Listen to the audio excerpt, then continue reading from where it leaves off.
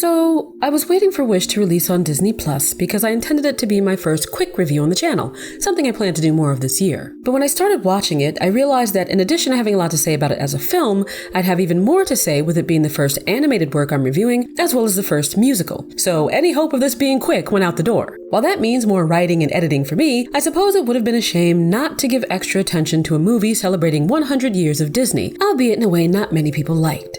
Welcome to Stream Come True, where nothing is spoiler-free.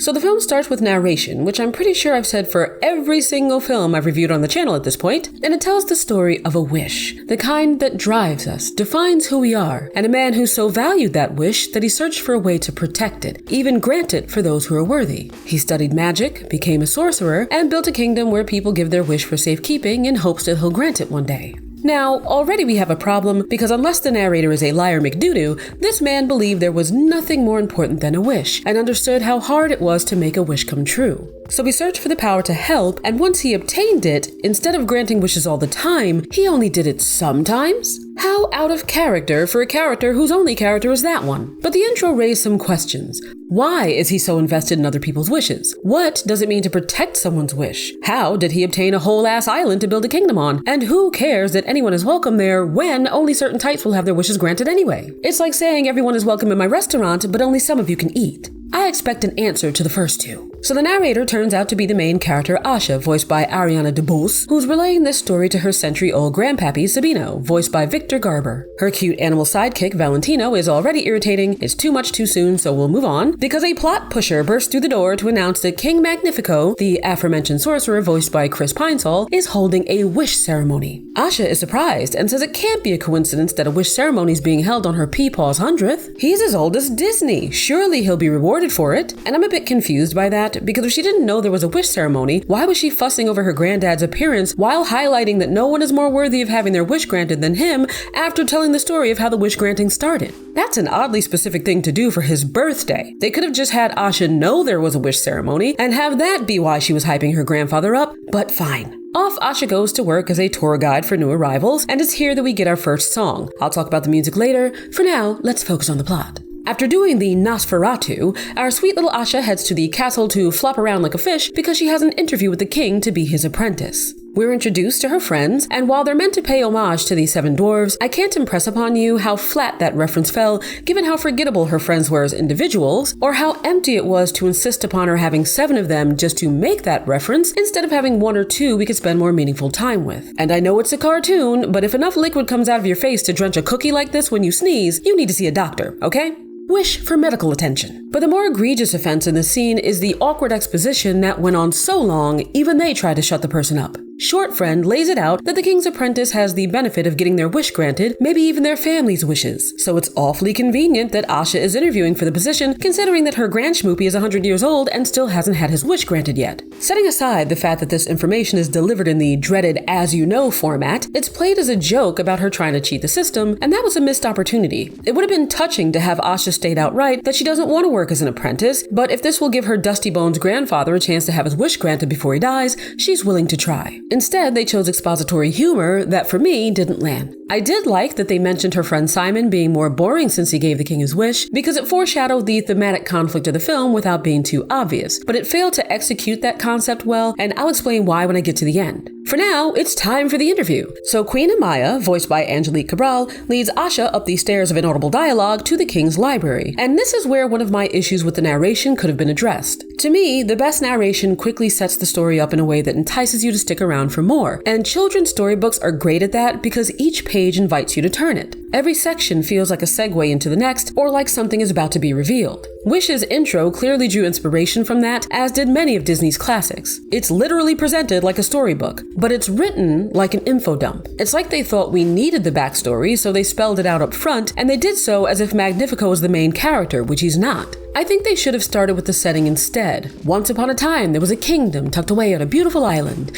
and that kingdom was ruled by a great sorcerer named Magnifico. It was said that if you were pure of heart, he'd grant your deepest wish, but only the most deserving would receive his gift. You know, you get the gist. But my point is twofold. Bifold, even. You don't have to tell the audience everything, and whatever you do tell should be relevant and interesting, especially if it's the opening narration. I don't want to hear, your mama got a dog, then she bought it food, then it wagged its tail, and now the dog can talk. Let alone if the story's about a cat. Imagine if Aladdin started with Jafar's Tinder profile instead of Arabian Nights. Also, nothing the narration explained couldn't have been better explained within the story itself, including Magnifico, which brings me back to the interview. When Asha entered the library, she noted some of his books. Showing how many of them are dedicated to magic would speak to how dedicated he is to magic. So instead of telling us in the intro that he studied the magic of the world, he could have walked in on Asha marveling at the books and remarked that he's read them all, maybe pointing out 2 or 3 and where they're from, so you can infer that he traveled the world to find them. There are so many ways to say something without saying it. And this is kind of a nitpick, but it's weird that you can just learn magic in the first place. Never mind magic's so powerful you can grant wishes. Why isn't everyone doing it then? What makes Magnifico so special? Being rich? I call baloney on that sandwich, but we'll get to that later too. Back in the library, Asha stumbles across a book that I'm sure is not going to come into play later, and if you could explain this shot to me, I'd greatly appreciate it.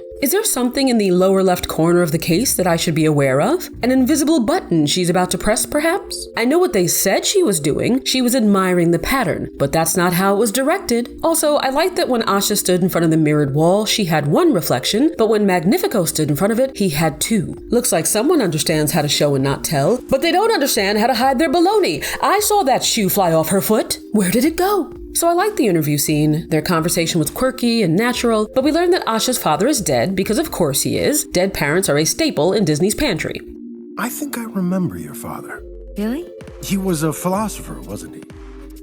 Always talking about the stars. Oh, is that what philosophers always talk about? The stars? I get that they wanted to segue into the fact that Asha's father was basically Nemesis, just stars on the brain, if you know you know, but the second half of that line doesn't logically follow the first. It's like saying, your dad was a bartender, wasn't he? Always fixing cars. That's not where you'd expect that sentence to go. And sure, you could argue that philosophers ruminate over the meaning of everything, including stars, but clarity trumps debate. Either say he was an astronomer or leave the star part out. Asha does a whole my daddy and the stars thing anyway. We don't need Magnifico to make that connection too. Now, giving credit where credit is due, the film does answer one of my questions. Why does Magnifico care so much about wishes? Because he tells Asha that when he was a child, his entire family and their lands were suplexed by thieves. So he was inspired to build a place where everyone is safe, believing that no one should have to see their dreams destroyed. That place is Rosas, the heart of his kingdom. Asha responds in agreement that no one should have to live with the pain of that loss, and Magnifico, which I'm tired of saying so I'll just call him Chris, says that's why he does what he does. While I appreciate the explanation, it conflates 2 very different things. One is dealing with the pain of grief and loss, while the other is dealing with the pain of disappointment and regret. They both hurt, but they aren't equivalents, and trying to tether them together thematically in this way feels clumsy. The film already established that the kinds of wishes they're talking about are the ones that define you. Their dreams, passions, aspirations. Becoming a famous singer falls under that umbrella. Wanting your dad to not die doesn't. Maybe it's just me, but I'm pretty sure that if someone destroys your family and the land you stand on, you aren't going to say, well, there goes my dream up in smoke. Unless your dream was to own that land, in which case, fair. My point is to pick a lane. Either Chris founded Rosas to keep people safe, or he founded Rosas to make dreams come true. And since the film is about wishes, the latter is less of a stretch. So they should have rooted his motivation in someone failing to achieve their dreams, and that destroying his family and everything they built. Instead of basically saying, my family got murked one day, so I'll protect your wish of starting a food truck. If they really wanted to make his backstory work as is, they could have made it the reason he only grants certain wishes rather than being why he founded Rosas. And the film does touch on that a bit, just not enough. Anyway, after bonding, Chris allows Asha into what I'll call the ballroom because it's where he keeps the wish balls, and we get song number 2. Then Asha finds her grandpa's wish and asks Chris to grant it. Looking at the ball, it seems like his wish is to play music, but Chris says it's to create something that inspires the next generation, which is vague and therefore dangerous. What if Grandpamp wants to inspire people to destroy Rosas? So he says that he can't grant it, and I like that setup for their conflict because we don't know how much of that was Chris's magic allowing him to see the wish for what it is versus him just interpreting the wish however he likes according to his own fears, which would align with his childhood trauma. It also raised another flag about the society he's built. He said he only grants wishes that are good for Rosas, but framing it around the effect it has on his kingdom alone feels like you're never expected to leave it. What if my wish isn't great for Rosas, but is fantastic for some other place? Why not grant it and let me go to that other place? It's not like people can stay in Rosas against his will. He's a sorcerer. If he can grant wishes, he can probably snap you out of existence, so where's the harm? Even Asha hints at that when she asks why he doesn't give back the wishes he isn't going to grant. That way people can try to fulfill them on their own. If what they want is bad, they can be stopped. No big deal. But Chris isn't having any of that noise because he decides what people deserve. And that's unfortunate because it means we've gone from what could have been an interesting villain who's not wrong to yet another dude on a power trip because he can be. And they still haven't explained how he's protecting the wishes he isn't granting. It's a question I think people in this world would ask, so it's a question I'm dinging the film for not answering. I'm also deducting points for the lighting, because the Queen says it's time for the wish ceremony, which is happening at night. Does this look like night to you? Will it be dark by the time they get downstairs? I'm sorry, I didn't realize this was a farming sim where the day-night cycle spans 10 minutes. But now that Chris revealed himself to be a dookie, he of course has to be one all the time, so he makes Asha watch the ceremony from the stage to rub it in her face that he's granting someone else's wish instead of her granddad's, I guess. Then he says he'll protect the wish anyway, along with her mother's forever.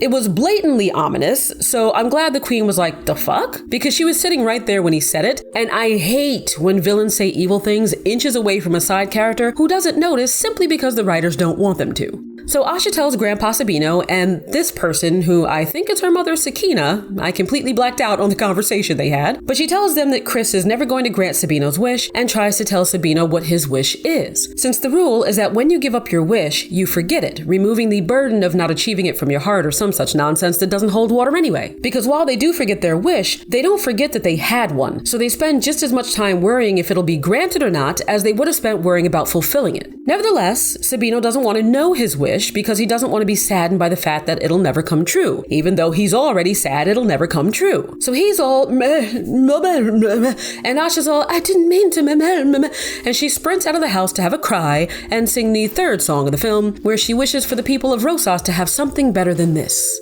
I guess vague wishing runs in the family. But in a shocking turn of events, a star appears, and its joyous light is felt throughout the kingdom. Everyone's super into it, and I get it, but Chris sees it as a threat, especially since the wish balls reacted. So Asha befriends the star, and it sprinkles its celestial seasoning into everyone's mouth for some reason, allowing animals to talk, including Valentino. And listen, I know Alan Tudyk is a treasure who voices everything under the sun, but we didn't need it, okay? Valentino could have stayed silent, and yes, the star is silent, but you can have two. You can have two. We now get the fourth song of the film, and Asha asks the star if it grants wishes, which apparently it didn't like. Excuse me? You're a fucking star. Your only purpose is to make dreams come true. Get over yourself. But Asha tells it about the wish balls, and it says, in quotations, that they should steal them back from Chris. Meanwhile, Chris is throwing a fit trying to figure out what the powerful light could have been. The Queen walks in on his tantrum, and she's like, babe, stop. And he's like, babe, no. And he says he wants to keep what happened in his childhood from happening again. Like, all right, sir. Which brings us back to the not at all inconspicuous book that, surprising no one, contains forbidden magic. Chris is of course down to clown full stop, but the Queen talks him out of it, suggesting that he look to his people for answers instead. Cut to Asha, who's back in the castle again with the 7 nobodies. She tells them about the star, which they agree to keep a secret, and asks Dahlia, the friend whose name I remember, how to get into the king's study since she works there. So Asha sneaks into the ballroom while Chris holds an assembly, and he tells the townsfolk that the light they saw came from a traitor who wants to do them harm, because he's the only one allowed to use magic. I loved this scene because people started asking real questions. How do we know our wishes are safe? Why can't we see them? What if we want to change them? It actually felt authentic, but Chris shut it down by offering a reward. Whoever leads him to the traitor will have their wish granted, and whoever fails him will not. Now it's a race against time. With the assembly over, Chris heads back to his study, and we get the 5th song of the film, where he whines about people not licking his boots enough. Meanwhile, Star is searching the ballroom for Sabino and Sakina's wishes. They manage to find Sabino's, but Chris walks in before they find Sakina's. And I despise the fact that Star kept trying to go to him, putting Asha at risk of being caught. Why was it doing that? Is it dumb or is it smart? Regardless, they make it out unnoticed and return home. Asha gives Sabino his wish and he's all hoo-hoo, and she swears to go back for Sakina's. But her victory is short-lived because Chris is at the door, and I can't for the life of me understand why they had him say, "That's right, Asha, you've been turned in." Who was that for? If it was for us so we'd know how he found her, can you stop it? It's not rocket science. Either he followed her home or someone ratted her out. And I'm sure we'll find out who if it was a rat, so why bother saying anything now? And you better not use the excuse that the movie's for kids, because as dumb as kids are, they aren't as dumb as that was. Asha just said to her mother, I'm going back for your wish. So what Chris should have said when he burst through the door was, you mean this wish? Because he had it with him. Anyway, Chris confronts Asha and destroys Sakina's wish, which gives her heartburn. The star reveals itself and is like, bruh, I'll fuck you up, bruh, which was the best part of the film by far. Then Chris gets distracted, Asha introduces him to a friendly shelving unit, and they make a break for it. Speaking of breaks, it's time for an intermission. Why don't you like the video, stretch your legs, and make a wish. Everyone fine? Divine.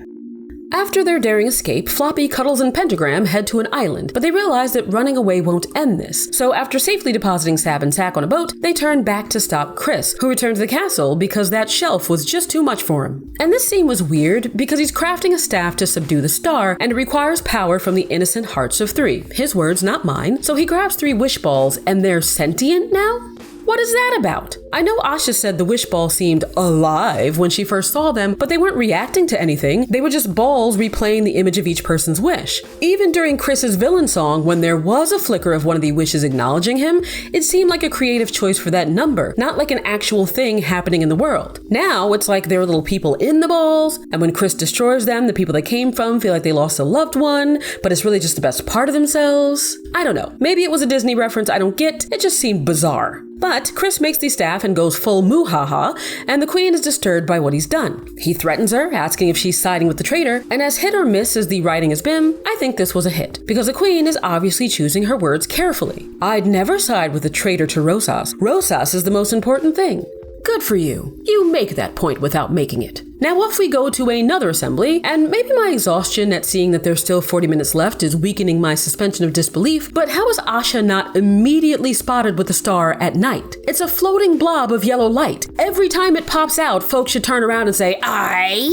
But there's no time for reality checks because the snitch is revealed. 'Twas Simon sold her out. So Chris grants Simon's wish, which is to be the king's bravest knight like a simp, and all I could think was how messed up it would have been if his wish was to be with Asha, because he wouldn't remember that. So he would have sold her out for a wish that could never be granted because he sold her out.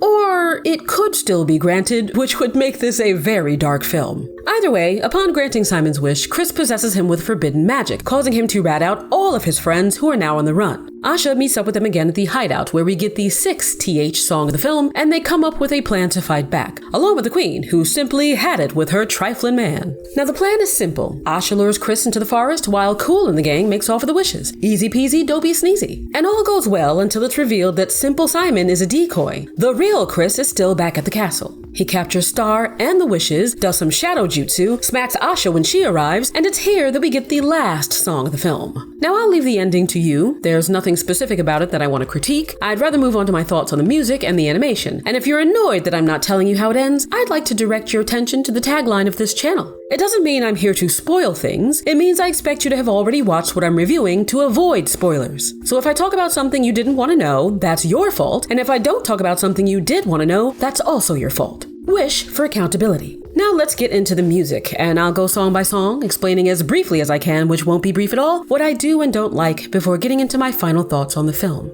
The first song sees Asha giving family fresh off the boat a tour of Rosas. The good, I really like the music. It's fun and upbeat, well suited to the scene and to Disney. And I'll get it out of the way now that everyone sings well in this film, including Chris Pine, so talent isn't an issue. The not as good is the lyrics and accompanying visuals. Disclaimer, I'm not going to sing for really real for any of these. It's not that kind of channel, but I may sing enough for you to get the gist of what I want to point out without having to play the actual music. The first line of the song is, "Welcome to Rosas, come on, come this way, where the greatest creations are all on display." What creations? Tuna creations? Creations aren't what Rosas is known for, and they show nothing when she says that. It's like they just needed a rhyme and picked that one even though it doesn't make any sense. And that doesn't happen a lot here. I'm just mentioning it to establish a baseline for what I expect from a musical. I want both the music and the lyrics to fit the story and what I'm seeing, especially if it's animated since there's no limit to what you can draw. So I like the chorus and how it flows, but it's where the clarity issues start because I don't know if it's the way Ariana pronounces things, but I had to listen to it a few times times to figure out what she was saying. It was like, here in the city of roses, it's unlikely you'll be a happiless forever.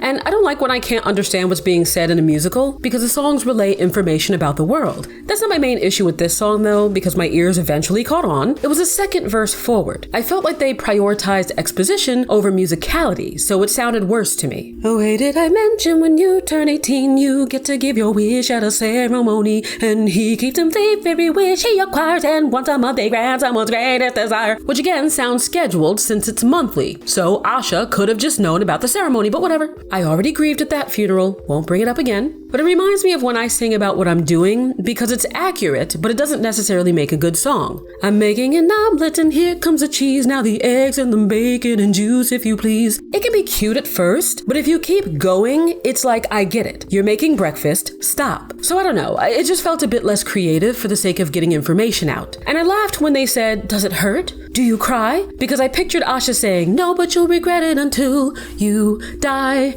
And that's still what I hear in my head instead of whatever she actually sings. So overall, the song is good. I didn't like how abruptly it ended because it didn't have pizzazz, but it's a great intro song. And again, my nitpicks weren't actual problems. I was just setting the groundwork for how I think about musicals in general. The next song is a duet with Asha and Magnifico, and I don't like it. It feels less like a Disney song and more like a pop song, especially in its timing, which affects how memorable it is because it's not. When I talk about well-timed lyrics, I mean that they sound good, but also that if I write them down, I don't struggle to remember how to sing them. I couldn't remember any of this song, even right after listening to it, because the timing felt so unnatural, which works for some music in some settings, it just didn't work for me here. My bigger issue is that the lyrics don't make sense. It started okay with Magnifico expressing how precious the wishes are and how he wants to protect them, but it devolved into a love song, and that happens a lot in animated films where they abandon the story to write a ballad. I've seen the same thing happen with Christian music too, where church hymns stay on task and are all, you're my savior and I worship you. But some of the modern songs go from that to I dream about you every night, and it's like, wait a minute,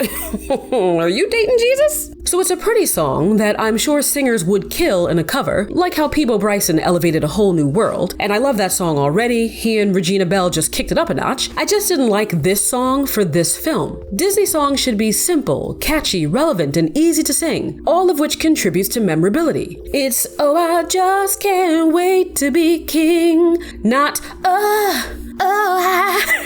I just can't wait not late straight to be yes me the king. It's too much, and I didn't like the lyrics, so we can move on. The next song is Asha singing about her wish, and I really like this one. It's the quintessential Disney song of hero's doubt and disillusionment that often shifts into determination. It has some of that more pop-like timing where it isn't as straightforward as signature Disney, but it's still great. Especially the so I look up at the stars to guide me. You know, the bridge, the chorus is all perfect. The verses feel very stage musical, and that's fine because musical theater fits Disney well tonally. But then it adds that pop twang again with the and that I'm past up in my toes but I'm not. Like, okay, Vanessa Carlton, simmer down. But overall, I really like this song. I think it's great. Next is the song with the forest creatures about how we're all stardust, and the only thing I like about it is how many different people sing in it and how sassy they all are. Have you ever wondered why you look up in the sky for answers? Like, hello, squirrel, give me them nuts. They sing the song the way it would be sung on the commercial soundtrack, not like you'd expect it to be sung in the film, because they go very hard like a mixed chorus, and I give it points for that. But it's also very Rent, like one of those ensemble pieces that theater folks love, but that I don't connect with because it just sounds like a bunch of people yelling at me after a while. Like, this is the greatest show! I also don't like the cheesiness of the lyrics, or that it feels like it drags on. It would have been great to play over the credits, though I don't know if it did, I didn't watch them, but it had that kind of sound to it. I do appreciate the message of the song as it relates to the narrative, and ultimately to the ending of the film. I just don't like the song. So the next song is Magnifico's Whiny Man Boy, and I actually really like it, but with a bunch of caveats. For the good, it's memorable and catchy. It has synergy with the visuals, and it fits his personality. It feels like his villain song rather than a villain song. And I like that because I think every character's song should fit that character. I don't care if they're a hero or a villain or some rando, what they sing should feel like something they'd sing. Oogie Boogie from The Nightmare Before Christmas had a very sleazy, underground speakeasy sort of feel to him, so the jazzy style of his song made sense, in the same way that Jack Skellington's more melodramatic theater songs made sense sense for him. Gaston from Beauty and the Beast is a confident, strong, virile type, so it made sense that his song was more rousing, like a macho bar chant. Ursula from The Little Mermaid was a passive-aggressive bitch, so it made sense that her song was smarmy and sarcastic. So looking at Magnifico's character, he wasn't as fleshed out as he could have been, but what was there felt manic, like someone who saw himself as calm and kind and tried to project that, but would snap to irrational dark extremes on a dime. This song kind of fit that, with it being bubbly and cute, then more intense, then back to bubbly again, but I don't think his duality came across as much as it could have in the structure of the song because they tried too hard to keep it in pop territory. I liked Chris's vocals because it's one of those songs where the performance matters as much as the singing, and he nails the change in tone from annoyed to angry to losing his goddamn mind. It was also the best musical set piece in the film. But I could nitpick some of the lyrics, like, I let you live here for free and I don't even charge you rent, because that's redundant. And I have a very low tolerance for rap when it feels like the songwriters think modern audiences can't enjoy a song without it. Same with the use of slang or internet speak. Though again, that could have worked if they framed Magnifico's character as someone who thinks he's hip and relatable. So of course his song would include things like prob instead of problem or peep my name. Those lyrics just didn't fit him, so it didn't fit the song. It was interesting that he said he got his genes from outer space because it could either be seen as astronomically egotistical, pun intended, or it could tie into the stardust thing, which I would have preferred. Because I asked at the start of this video what made Magnifico so special that he can do this magic, and I didn't expand on that, so getting into it now, they shouldn't have presented him like a regular dude who just learned how to do it. He should have actually been special. And the most obvious way you see hints at in the film is that he has star power. It would explain why he can grant wishes, why he said his genes came from space, why Asha said he's like us with a twist, and why he instantly recognized the other star's power as a threat. But you'd have to rewrite the whole film to make that one thing make sense, so why bother? My real issue with this song is the fact that they made vanity a key aspect of his personality, because it's not a thing at all in the first half of the film, then they start shoehorning it in, and it felt like they only did that to link him to Disney's Mirror on the Wall, which you'll get when you watch the ending. I know there was a statue of him and a lot of portraiture, but it wasn't presented in a way that made me say, this guy is full of himself. It was more like, these people worship this man, which is understandable because he can grant wishes. So either they manufactured that trait, then put it in the song, or it was in the song because it was meant to be more prominent in his character, and the writers just did a poor job of conveying that. I don't know either way, I just think the vanity thing rings hollow, so including it in the song was mystifying. For context, he just came in from a town assembly, enraged by how ungrateful his citizens are, hence the nature of the song, and the first line he sings is, I can't help it that mirrors love my face. What does that have to do with anything? Still, all of that said, I like the song. I'm just mad that some of the dumbest things in the film crept their way into it. Next is the Rebel song, where Asha tells the Magnificent Seven how corrupt Magnifico is, and I'm not sure how I feel about this one. I love the beat, and I'm into the melody. It fits the tone of the scene and progresses the story. But it again has that needless complexity in some of its timing that makes it hard to remember how it's sung. I do like how it starts from a narrative standpoint, but then it's all over the place again after that with, that's a lie, lie, lie, and I know I can't do this on my own.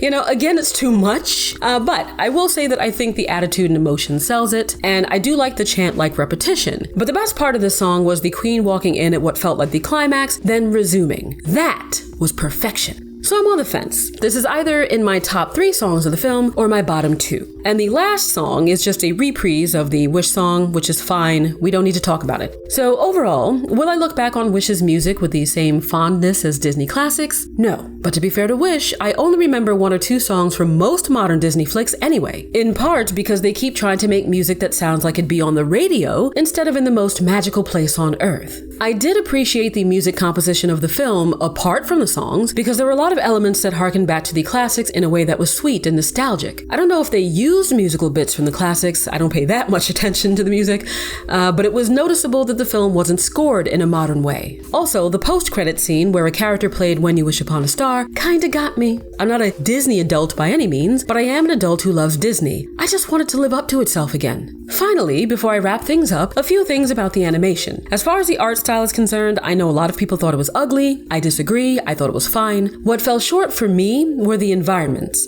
It often looked the way sound stages characters and green screen come across in live action, and I don't know how that happens when you're drawing it. Just draw more and make it cohesive. It's hard to explain, but the world looked less alive and less lived in than it should have. Even in the forest, when a lot was happening, the setting was dark, claustrophobic, and dull. They could also dial up the saturation on these films. They're cartoons. It's okay to not have muted colors. And for the animation itself, there was a disconnect for me between how each of the characters moved. Asha was animated like some manic Pixar dream girl, while Magnifico felt more like early aughts Disney, and others moved more like the classics. I think if they toned Asha's gesturing and expressions down, it would have felt less disjointed. But like I said, my main gripe was the environments. For my final thoughts on the story itself, in hindsight, two of the things I took issue with were at odds with one another. While they didn't expressly state how Magnifico protected the wishes, the fact that physically destroying one hurts the owner and robs them of the light, ambition, and liveliness that having a wish imparts is enough to explain it. But that conflicted with the whole thing about Simon being boring, because the implication there was that the mere act of giving up the wish was enough to take those things away from you. So it's another area where they should have picked a lane. Either show the consequences of giving up a wish across the board, not just with one character, then they could have explored some interesting themes, like if the ease of relying on someone else to hand your dreams to you is worth what you lose giving up on chasing them yourself. Or have there be no negative consequences to giving up their wishes beyond the threat of them physically being destroyed or tampered with, which is why Magnifico had to keep them locked away in the tower. Then they could instead explore the weight of having your dreams destroyed by others and make it more meaningful that Magnifico, who sought power to protect them, became the very thing he tried to prevent. Regardless, that was Disney's wish, and even with all the issues it has, I don't think it's as bad as people make it out to be. I just think it was bad when framed as a celebration of the company's history. Dreamlight Valley does a better job of celebrating Disney than this. Instead of relying on Easter eggs and references, they could have found an endearing way to weave beloved properties into the story. This isn't a rewrite, but what if they kept the theme of how precious a wish is, so Asha travels to this fabled place to meet this sorcerer, and she's given the rare opportunity to have her wish granted, but she makes a selfish wish that leads her on a lesson-filled journey through classic Disney properties. Not in a cheap Space Jam 2 sort of way, but in a charming, emotional way. They could have composed original music with some of the classic characters,